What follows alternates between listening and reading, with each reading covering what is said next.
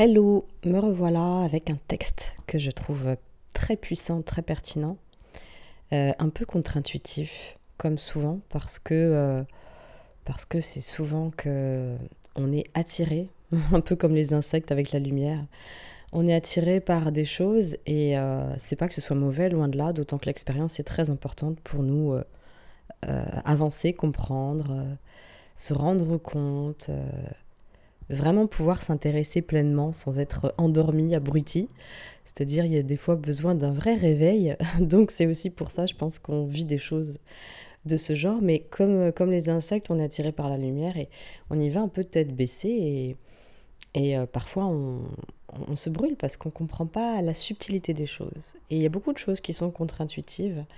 Et je trouve que ce texte nous montre cette partie un peu contre-intuitive et nous ramène à l'essentiel, à nouveau, toujours. Et ça va aller à peu près dans le sens, je pense, de ce que je dis d'habitude, mais sous une autre forme, puisqu'il y a plein de formes. C'est ça qui est cool, c'est que la vie nous montre quand on, quand on s'ouvre, quand on se rend compte qu'on se ferme, et quand on décide, on choisit de se réouvrir. C'est fastidieux parfois, hein, à chaque fois devoir choisir de se réouvrir. Ça, je trouve que c'est pas facile des fois. Parce qu'il y a une forme de fatigue des fois qui fait que oh, ouais, c'est bon, j'en ai marre, à quoi bon. Et il y a comme cette force vitale qui dit ah bah ouais, mais non, hein, l'exploration elle n'est pas terminée. Elle n'est pas terminée. Et le courage, il y en a. C'est juste qu'il ne faut pas l'oublier en fait. Il faut s'y reconnecter surtout. C'est une source inépuisable puisque ça vient du cœur. Et donc tant que le cœur est en vie, c'est ok, il n'y a pas de souci. Il y a de l'abondance. Et c'est la connexion, c'est relier la prise, relier le fil qui est important. Alors voilà, donc je vais vous lire un extrait de Osho, le tarot de la transformation. Rien à voir avec de la voyance, rien à voir avec de la divination, rien à voir avec de la... aller rechercher à l'extérieur quelque chose qu'on a à l'intérieur, c'est pour moi simplement une inspiration. Tout comme si on ouvre les yeux, on va voir autour de nous vraiment ce qui se passe. Et je trouve très intéressant de plus en plus de me reconnecter au présent, moi qui suis de nature à beaucoup m'évader. Je me rends compte avec la formation sur le système nerveux que je fais actuellement qu'un de mes mécanismes est la fuite. Alors je le savais plus ou moins, mais là je me rends vraiment compte. Et waouh, ça fait drôle de se rendre compte à quel point régulièrement mon esprit essaye de se barrer ailleurs de là où il est. Et waouh, j'avais pas réalisé à quel point c'était le cas. Bon, bah ok quoi, hein, ça marche, c'est ok. Chaque petite prise de conscience est comme une goutte d'eau pour arroser la plante, faire, pour aider la sève à grimper dans mon être, on va dire. Voilà, donc plutôt que de se dire ah putain, j'avais pas remarqué à quel point, bah je préfère me dire ah, une, une corde de plus à mon arc, une, un réajustement de plus qui fait que mon instrument va de plus en plus être pouvoir sortir un son magnifique, un son juste, un son harmonieux. À vrai dire, je pense que j'ai jamais cessé de jouer ma note et ma bonne note, tout comme chacun d'entre nous. Juste quand l'instrument se réaccorde au fur et à mesure, la mélodie, je pense, devient de plus en plus vraie et digeste, et puis authentique, on va dire que c'est de moins en moins les masques qui jouent la musique, c'est de plus en plus une forme d'intégrité, d'authenticité qui joue la note. Et donc voilà. Mais bon, à vrai dire, je dis ça, mais chacun joue sa note avec là où il en est, avec ce qu'il est. Et à vrai dire, c'est pas à moi de juger si la mélodie est harmonieuse ou pas pour l'ensemble. Je pense que de toute façon, elle l'est. Voilà. Allez, j'arrête de parler. Ça fait déjà 4 minutes que je parle. Voici le texte. Ce texte d'inspiration. Ah, je vous recommande vraiment. Hein, ces textes sont très très vivaces. Ils apportent beaucoup beaucoup de poésie, mais en même temps un message très très profond. Alors c'est parti. L'intelligence. C'est la carte 57, l'intelligence. C'est sous forme de petites histoires. Et là, c'est l'histoire de Rabia et l'énigme de l'aiguille perdue. Nous sommes nés pour vivre dans la félicité. C'est notre droit fondamental. Mais les hommes sont si stupides qu'ils ne réclament même pas ce droit. Ils sont plus intéressés par ce que les autres possèdent et ils se mettent à courir après ces choses-là. Ils ne regardent jamais à l'intérieur d'eux-mêmes. Ils ne cherchent jamais en leur intérieur. Une personne intelligente commencera sa quête dans son être profond. Ce sera sa première investigation. Car à moins que je ne sache ce qui est à l'intérieur de moi, comment puis-je continuer de chercher dans le monde entier ? C'est un monde si vaste. Ceux qui se sont tournés vers leur intériorité ont trouvé instantanément, immédiatement. Il ne s'agit pas d'une avancée progressive, c'est un phénomène saisissant, une soudaine illumination. J'ai entendu parler d'une très grande mystique soufie, Rabia al-Adawiya. Un soir, on la trouva assise dehors, dans la rue, en train de chercher quelque chose. C'était une vieille femme, ses yeux étaient faibles, il lui était difficile de bien voir. Ses voisins vinrent donc l'aider. « Que cherches-tu » lui demandèrent-ils. « Cette question est hors de propos, » répondit-elle. « Je suis en recherche. Si vous pouvez m'aider, aidez-moi. » Ils rirent et lui dirent « Rabia, es-tu devenue folle ? Tu dis que notre question n'est pas pertinente. Mais si nous ne savons pas ce que tu cherches, comment pourrions-nous t'aider ?» « D'accord, leur dit Rabia.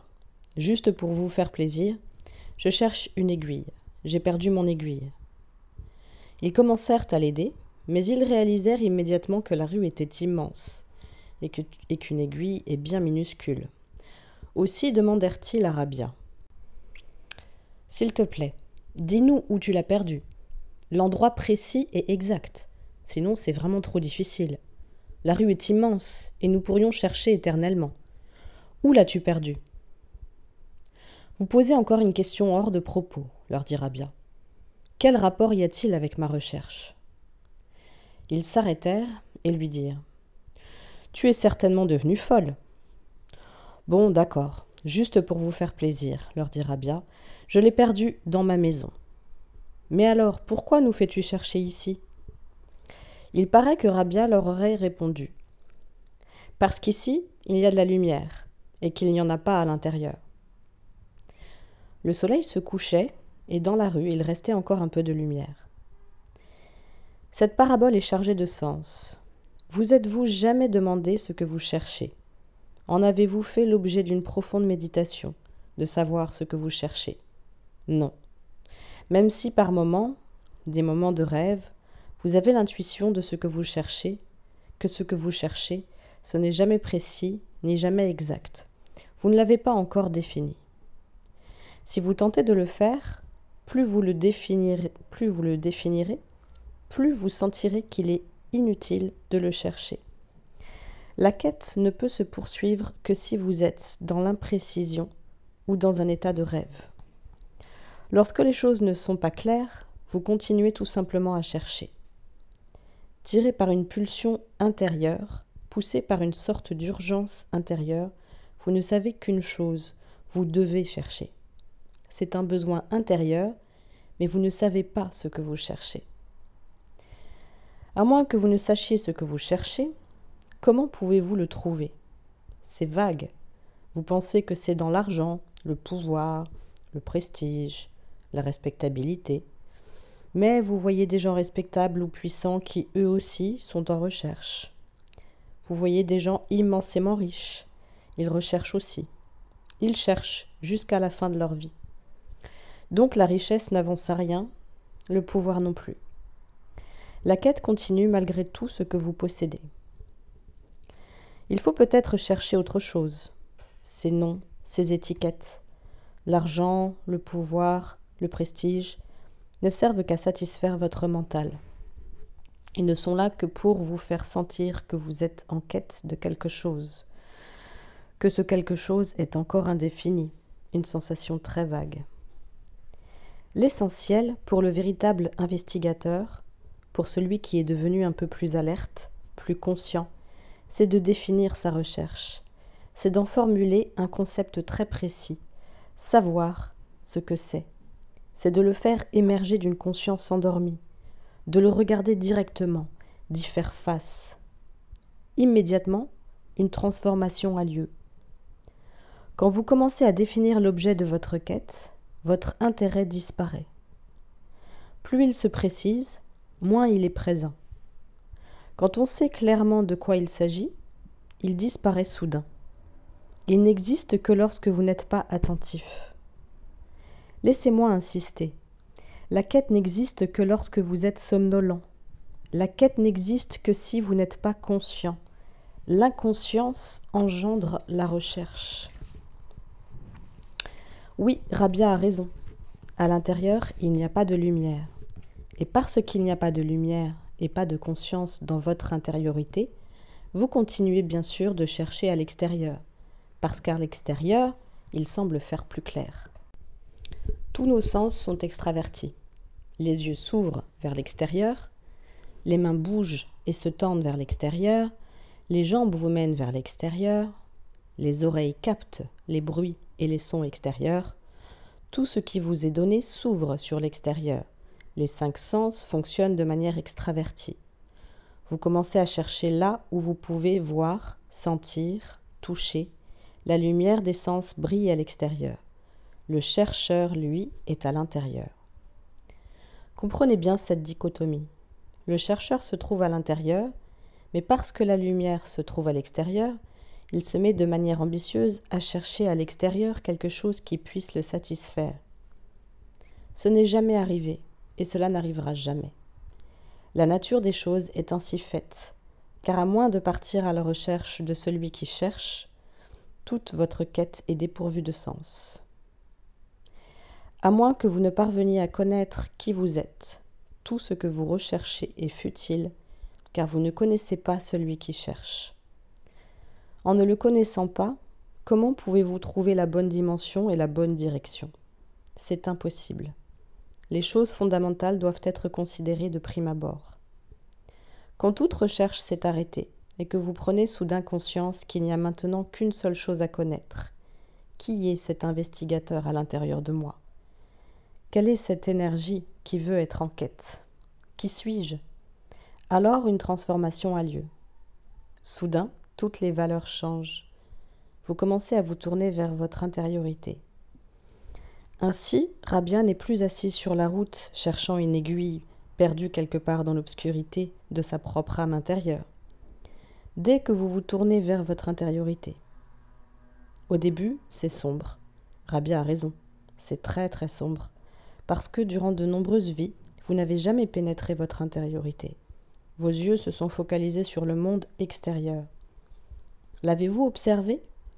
Parfois, lorsque vous rentrez d'un extérieur très ensoleillé, que la lumière est forte, quand soudain vous pénétrez dans la maison, il fait très sombre, parce que vos yeux sont focalisés sur la lumière extérieure. Quand il y a beaucoup de lumière, les pupilles des yeux se rétrécissent. Dans l'obscurité, vos yeux se détendent. Mais si vous vous asseyez un petit instant, peu à peu l'obscurité disparaît. Il y a davantage de lumière. Vos yeux s'adaptent.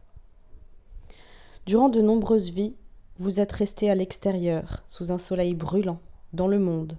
Et donc, quand vous vous tournez vers l'intérieur, vous avez complètement oublié comment réajuster votre regard.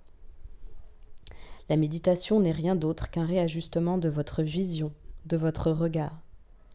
Quand vous continuez à regarder intérieurement, cela prend du temps, lentement, progressivement, vous commencerez à percevoir une belle lumière. Ce n'est pas une lumière agressive, elle ne ressemble pas à celle du soleil, mais plutôt à celle de la lune. Elle n'est ni aveuglante, ni éblouissante, elle est très douce, elle ne brûle pas, elle est très compatissante, très apaisante, c'est un baume. Petit à petit, lorsque vous vous êtes adapté à la lumière intérieure, vous découvrez que vous en êtes la source même. Le chercheur est le cherché. Vous voyez alors que le trésor est en vous et que le seul problème était que vous le recherchiez à l'extérieur. Vous le cherchiez quelque part au dehors, alors qu'il a toujours été là, en vous-même. Vous cherchiez dans la mauvaise direction. C'est tout. Et voilà, c'est terminé. Je souhaite vivement que ce conte, ce récit soit une belle contribution, une belle inspiration pour vous dans votre vie. À très bientôt pour la prochaine.